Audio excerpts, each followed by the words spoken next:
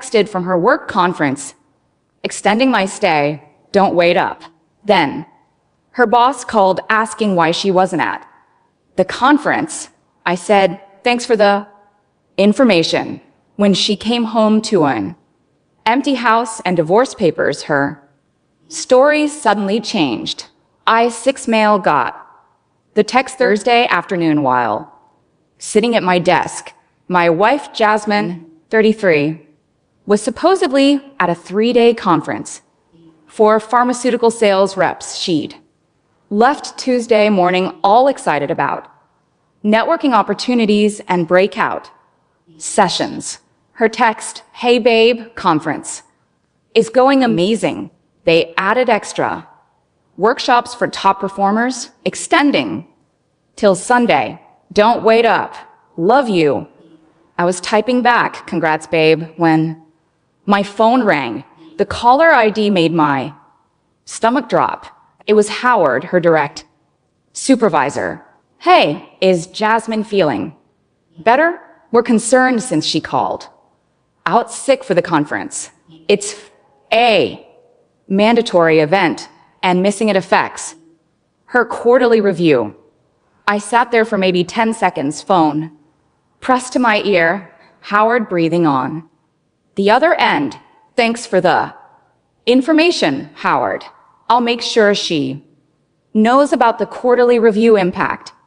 Wait, is she okay? She said it was a stomach bug. She's fine. Appreciate the call. I hung up, sat there staring at her text.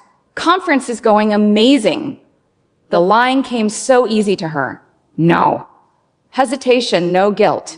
Even added the love you at the end like garnish on a sandwich. I pulled up her location. On Find My Phone, she'd forgotten. I set it up on her phone last year when she lost it at the mall. She was at the Rosewood Hotel, 40 minutes away. Not the conference hotel, which was 3 states over. Here's the thing about Jasmine. She thinks she's smarter than everyone. Always has. But she gets sloppy when she's confident, like using our shared credit card for the hotel room, like not checking if her location was on, like assuming I'd never talk to Howard because she told me he creeps her out. I didn't scream, didn't throw things, didn't even feel that burning rage you see in movies. Just clarity, like when you finally understand a math problem that's been bugging you. I called my brother-in-law Tony. He's a divorce attorney. Tony, hypothetical question. If someone wanted to file for divorce in this state based on adultery, what would they need? Evidence, texts, photos, credit card statements. Why? How fast could someone get papers drawn up? This isn't hypothetical, is it? Can you have them ready by tomorrow? Danny, what's going on? Jasmine's at a hotel 40 minutes away while she's supposed to be at a conference 3 states over. Silence. Tony had introduced us 8 years ago. He'd been in our wedding party. I'll have them ready by tonight. Come by at 7 o'clock. I spent the next 2 hours methodically going through our life, not in an emotional way, more like an inventory. 7 years of marriage, no kids. She wanted to focus on her career. Wonder if that's what she was focusing on at the Rosewood. The house was mine before we married. My retirement accounts were separate. The only joint thing was checking, and that only had about $3,000 in it. We'd been living parallel financial lives without realizing it. Or maybe she had realized it. Maybe that's why she was branch swinging now. I packed while making a list. Her clothes, 3 suitcases worth. Her jewelry, except the wedding ring. She could come get that herself. Her work, stuff from the home office. her exercise equipment, the photos of her family, her grandmother's china, she insisted we display but never used. I left all of it neatly in the garage. Organized, labeled, because I'm not a monster, just done. The divorce papers from Tony were beautifully simple, irreconcilable, clean split. She keeps what's hers, I keep what's mine. No alimony request from either party, just done. I left them on the kitchen counter with a sticky note. Howard called. He hopes you feel better from your stomach bug. Then I grabbed my go bag. Everyone should have won and went to Tony's guest room. She called at 11 p.m. I didn't answer. She called at 11:15. 11:30, 11:14 a.m., 15 missed calls before. She tried texting. Why aren't you answering? Is everything okay? Then Danny, please pick up. Then I'm worried something happened to you. Finally, I'm driving home right now. That last one was at 1 a.m. The conference had 2 more days. Even by her light timeline, she wasn't supposed to be back until Sunday. Update 1. So she came home to the empty house at 2:00 a.m. I know because she called Tony's house phone. Yeah, the man still has a landline. His wife Rita answered, told Jasmine I was asleep, and no, she wouldn't wake me. According to Rita, Jasmine went from confused to angry to hysterical in about 30 seconds. This is illegal. He can't just abandon me. I'll call the police. Rita, bless her, just said the divorce papers on your counter suggest otherwise. Have a good night. Friday morning, I woke up to 83 text messages. I'm not exaggerating. 83. They went through the entire grief cycle. Denial. This is a misunderstanding. Howard must have confused me with someone else. Anger. You're seriously divorcing me over a miscommunication? You're pathetic. Bargaining. Can we please just talk? I can't explain everything. Depression.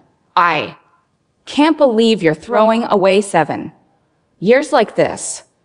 Acceptance. LOL, just kidding. She went back to anger. More anger. You think you're so smart? I want half of everything. That house is marital property. That's when I finally responded.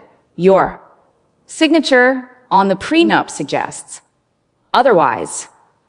Oh, yeah, forgot to mention the prenup. See, Jasmine had insisted on it back. When we got married, she was making more than me then. I was finishing my master's and wanted to protect her assets. Funny how that works out. She called immediately. I answered on speaker while Tony sat across from me. You set me up. I'm at a conference. How did I set you up? Stop playing games. You know I wasn't. Howard had no right to call you. So, you weren't at the conference? I needed a break. A mental health break. The job is stressful, and at the Rosewood Hotel? Silence. With who? Jasmine. I was alone. I just needed space to think about our marriage, and our marriage that you needed to think about at a hotel with Kevin. More. Silence. See, I hadn't mentioned Kevin yet. Kevin was her work friend who'd been commenting on all her Instagram posts with fire emojis.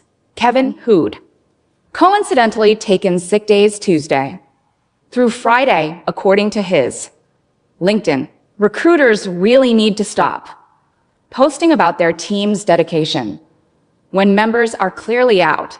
How did your Rosewood reservation is under K. Patterson. You used our credit card. It's on the statement. That's not a lie. Can explain. Cool. Explain it to the judge. I hung up. Within an hour, she'd called Tony's office 6 times. His secretary started a tally sheet. But here's where Jasmine's entitlement really started to shine. She went to my parents' house. My parents showed up, crying about how I'd misunderstood and abandoned her. My mom called me, honey, Jasmine's here crying about some conference mix-up. Mom, she was at a hotel with another man while telling me, and her boss, she was at 2 different places. Oh, pause. Should I still offer her tea? That's up to you, Mom. I'll give her water. Tea is for family. Later, I found out Mom gave her single glass of tap water. Listened to her sob. Story for exactly 5 minutes, then said, well, that's unfortunate. You should probably leave now. But Jasmine wasn't done. Oh no, she showed up at my work. Security called me. There's a Jasmine here, saying she's your wife and needs to speak to you urgently. Ex-wife, and no, thank you, she says. It's an emergency, unless she's currently on fire. It can wait. They didn't let her in, but she stood outside the building for 2 hours. My coworkers were sending me pictures from the windows. She was on her phone the whole time, probably trying to figure out her next move. That next move, threatening to expose my emotional abuse on social media. The text, if you don't meet with me today, everyone will know what kind of man you really are, how you've controlled and manipulated me for years. I forwarded it to Tony. He laughed. Let her. Discovery will be fun. She didn't post anything. Know why? Because her side piece, Kevin, turned out to be married. Yeah, married. His wife called me Saturday night, found my number in Kevin's phone. Is this Danny? Jasmine's husband, soon to be ex, but yes, I'm Chloe, Kevin's wife. I think we should talk. Update 2. Meeting. Chloe was illuminating. We met at a coffee shop Sunday morning. She brought receipts, literal receipts. Girl had been suspicious for months and hired a pie. She had everything. Photos of Kevin and Jasmine at lunch dates going back 6 months. Hotel receipts, not just the Rosewood. Turns out they'd had their conferences at 3 other hotels. Best part, text screenshots between Kevin and his buddy where Kevin was bragging about his pharmaceutical sales girl who thinks, I'm going to leave my wife. Chloe stirred her latte and said, Kevin makes $45 a year as a junior marketing associate. I'm a software engineer. I make 4 times that. Your wife thought she was getting an upgrade? I showed her Jasmine's text about wanting half of everything. Chloe actually snorted. Half of what? Kevin's PlayStation? His 2015 Honda Civic? Oh, wait, that's actually in my name, too. We compared notes. Jasmine had told Kevin I was abusive, never laid a hand on her. I was controlling with money. She had her own accounts and credit cards. We had a dead bedroom. News to me. I was probably gay because I went to the gym with my buddy Steve. Kevin had told Jasmine he was a senior executive. Junior associate. He owned his house. Chloe's house. He was getting divorced. He'd never even mentioned problems to Chloe. He had a trust fund. His mom Sometimes sent him $50 for gas. Chloe looked at me. They deserve each other. Honestly, what are you going to do? Oh, I already filed. Had the papers served to his office Friday. He's been blowing up my phone, but I blocked him. He's currently at his mother's house, probably crying into his Xbox. That's when I got a text from Jasmine. We need to talk. Kevin lied to me about everything. I showed Chloe. She laughed so hard she almost spilled her coffee. Oh, now she wants to talk? After she found out her sugar daddy is actually Splenda? I didn't respond to Jasmine, but she kept texting. He's married. He lit. I made a mistake. Can we please just meet for coffee? Danny, please. I know you're reading these. This is so immature. Answer me. That last one was in all caps at 2:00 a.m. Monday morning. I get a call from Howard. Danny, I'm really sorry to bother you, but Jasmine hasn't shown up for work and she's not answering her phone. She's probably at the Rosewood Hotel. That's where she was during the conference. I see. Well, that's unfortunate. We'll handle it from here. Tuesday, Jasmine was fired. Not for the affair, but for lying about being sick and missing the mandatory conference. Turns out 3 other reps had seen her at a restaurant with Kevin on Wednesday when she was supposedly home with a stomach bug. They'd reported it to HR. She tried to file for unemployment. They denied it, caused termination for misconduct. That's when the real entitlement kicked in. She showed up at Tony's house at 11:00 p.m. drunk with her sister Denise. They were banging on the door, screaming about fair treatment and marital rights. Rita called the cops. Jasmine told them I'd stolen her house. The cops asked for proof it was her house. She couldn't provide any because, well, it wasn't. But here's the kicker. Denise tried to secretly record the whole thing to expose police bias. She dropped her phone, it cracked, and then she tried to make Tony pay for it because it happened on his property. Tony, the lawyer, just laughed and handed her his business card. Sue me. Wednesday, I get a call from my bank. Someone tried to access my accounts, claiming to be me. They had my social, my birthday, but couldn't answer the security questions. Mom's maiden name. I'd used a fake one specifically for this reason. 3 guesses who? The bank froze the attempt and called the police. Fraud is a felony, FYI. But Jasmine wasn't done. She was just getting started. Update 3. The fraud attempt was the least of it. Jasmine decided if she couldn't have her old life back, she'd create a new narrative. She started a blog called Surviving Narcissistic Abuse, My Journey. I kid you not, a whole ass blog. She wrote these long posts about how I'd isolated her from friends. She still went to girls' nights every week, controlled her finances. She had her own accounts I never touched, and emotionally manipulated her into seeking comfort elsewhere. That's a special kind of logic. My favorite post was titled The Conference That Saved My Life, where she claimed she'd gone to a women's empowerment conference instead of the sales one.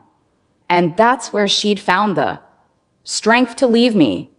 She forgot that the hotel receipts showed her checking in with Kevin under his name. Chloe found the blog first and sent me screenshots with crying, laughing emojis. Look at this part where she says Kevin was her life coach who helped her see her worth. Danny, the man can't even coach himself to pay his car insurance on time. But the blog wasn't just lies, it was a donation grab. She'd set up a GoFundMe. Wait, no. You said no GoFundMe plots. Scratch that. She set up a paid subscription service for exclusive content about healing from abuse. $9.99 a month to read about how terrible I was. 17 people subscribed, including my lawyer Tony, who needed the evidence. Thursday, things escalated. Jasmine recruited her mom, Patricia. Patricia called my work my actual workplace, pretended to be a client to get past reception, then unleashed a tirade about how I was destroying her. Baby girl, my boss pulled me aside. Danny, I don't know what's going on in your personal life, but this needs to stop. I showed him the divorce papers, the hotel receipts, everything. He was quiet for a minute. Your mother-in-law sounds unhinged. We're blocking her number. If she shows up, we're calling security. She showed up the next day with Denise and Jasmine's cousin Marie. They tried to storm the building like it was Area 51. Security stopped them at the door. Patricia actually told the security guard, a 6'4" former Marine, that he was perpetuating toxic masculinity by denying them access to their family. He just pointed to the no trespassing sign. They set up camp outside with signs. Actual signs. Danny is an abuser and justice for Jasmine, and my personal favorite, honk if you support women. Nobody honked. My coworker Blake took a video of Patricia trying to explain to a confused food delivery driver why he should refuse to bring me lunch. The driver just wanted to know where the entrance was. The police showed up after about an hour. Patricia tried to claim it was a peaceful protest. The officer pointed out that blocking a business entrance wasn't peaceful or illegal. They left, but not before Marie shouted that I'd rue this day. Rue? Who says rue?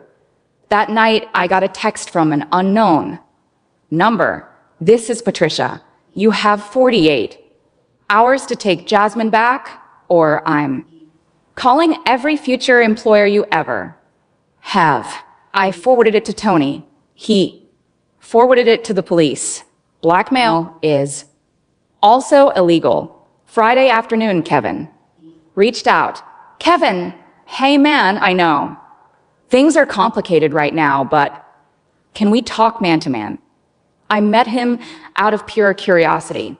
This walking red flag in a cheap suit wanted to talk man to man. We met at a sports bar. He showed up in what was clearly his impressive outfit, a button down that still had the fold creases from the package, and jeans with those fake distressing marks. Look, Danny, I want to apologize. Jasmine told me you guys were separated. We weren't, right?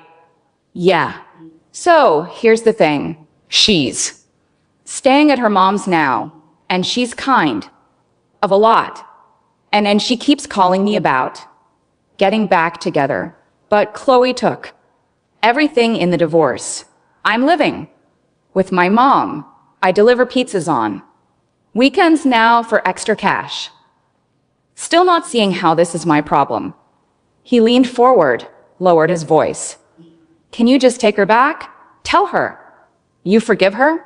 She won't leave me alone, and I'm trying to move on. I actually laughed.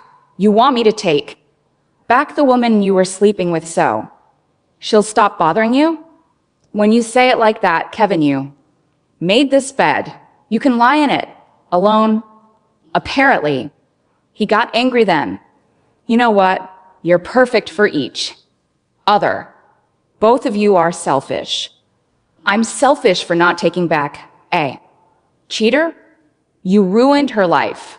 You mean I stopped financing it? He stood up to leave, then turned back. She said you were petty. She was right.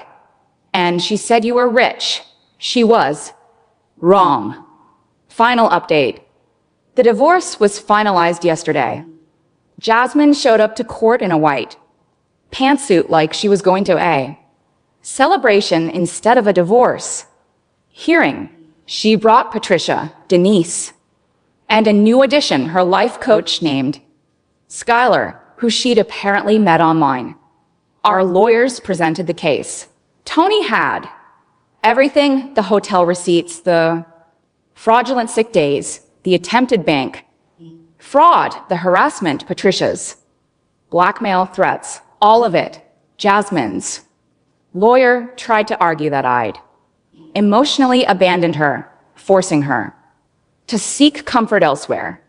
The judge, a woman in her 60s who looked like she'd heard everything, asked, "So, your client lied to her employer, committed adultery, attempted fraud, and her family harassed the plaintiff at his workplace, but he's the problem."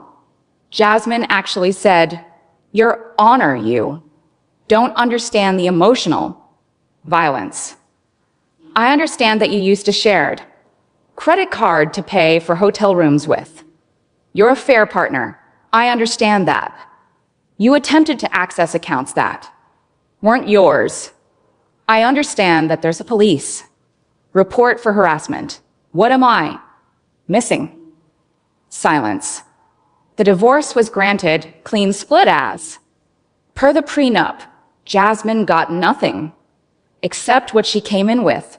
She has to pay my legal fees, $8,700. Outside the courthouse, Patricia started her usual screeching about injustice. But this time Jasmine stopped her. "Mom, just stop. It's over." Patricia looked shocked. "But baby, we can appeal. We can with what money? I don't have a job. Kevin's broke. It's done." For a second, I thought maybe she'd finally gotten it. Then she looked at me. "I hope you're happy. You got everything you wanted." I wanted a faithful wife. I settled for a quick divorce. Skylar, the life coach, tried to interject. "This is all part of the universe's plan." Chloe, who'd come to watch the proceedings, cut her off. "The universe's plan was for your client to keep it in her pants. She failed.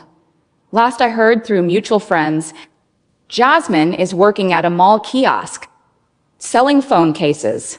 She's still living with Patricia, who charges her rent. Kevin got back together with his ex from high school, who has 3 kids from 2 different fathers.